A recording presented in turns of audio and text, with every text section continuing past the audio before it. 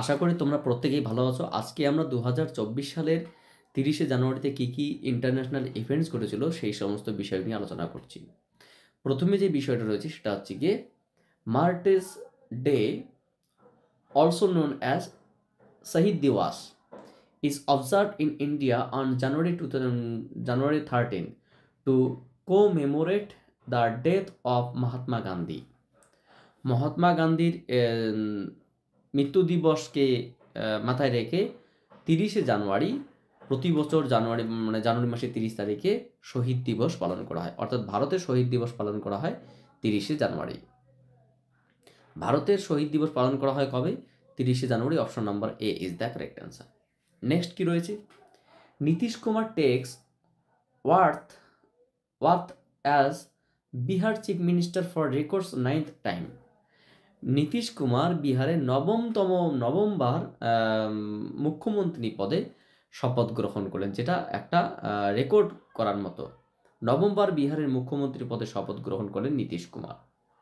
প্রশ্ন কি হতে পারে? নবমবার কোন রাজ্যের মুখ্যমন্ত্রী পদে শপথ গ্রহণ করলেন নীতিশ কুমার? অবশ্যই Bihar. Option number D is the correct answer.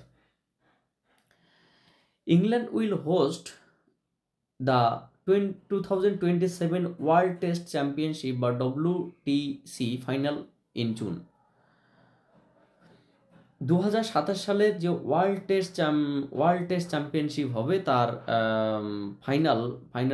Final June মাসে সেটা কি হোস্ট করবে কে? England. England will host 2027 world test championship WTC final in June মাসে।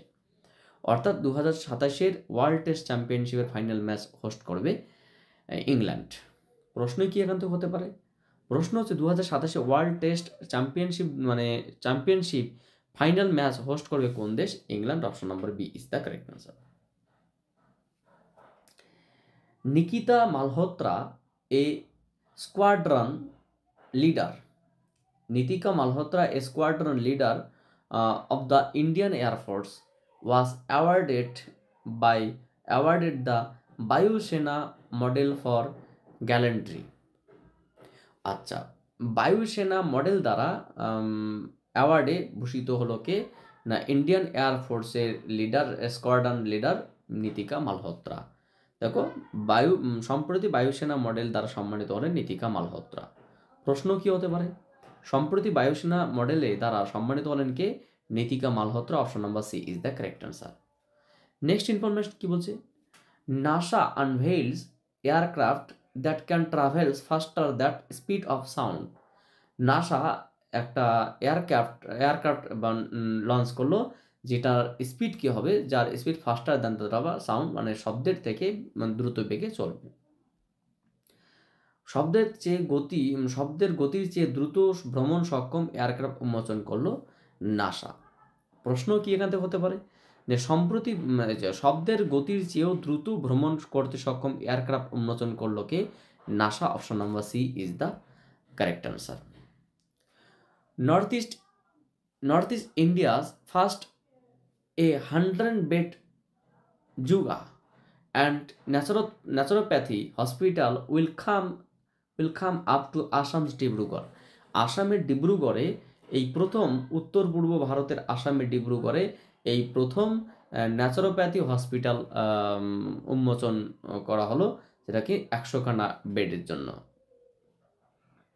এই উত্তর পূর্ব ভারতের প্রথম ন্যাচারোপ্যাথি হসপিটাল তৈরি করা হচ্ছে আসামের ডিব্রুগড়ে। প্রশ্ন কি এখান থেকে হতে পারে? উত্তর পূর্ব ভারতে ন্যাচারোপ্যাথি হসপিটাল তৈরি করা হচ্ছে কোথায়? Assam. Option number A is the correct answer. Next information কি রয়েছে? Iran launches 3 satellites named Mahda, Kayhan 2 and Hatef 1। Iran 3টি স্যাটেলাইট লঞ্চ করলো, তাদের নাম হচ্ছে কি মাদ্দা, কাইহান 2 এবং হাতেফ 1। মাদ্দা, কাইহান 2 এবং হাতেফ 1 নামে 3টি স্যাটেলাইট লঞ্চ করলো ইরান।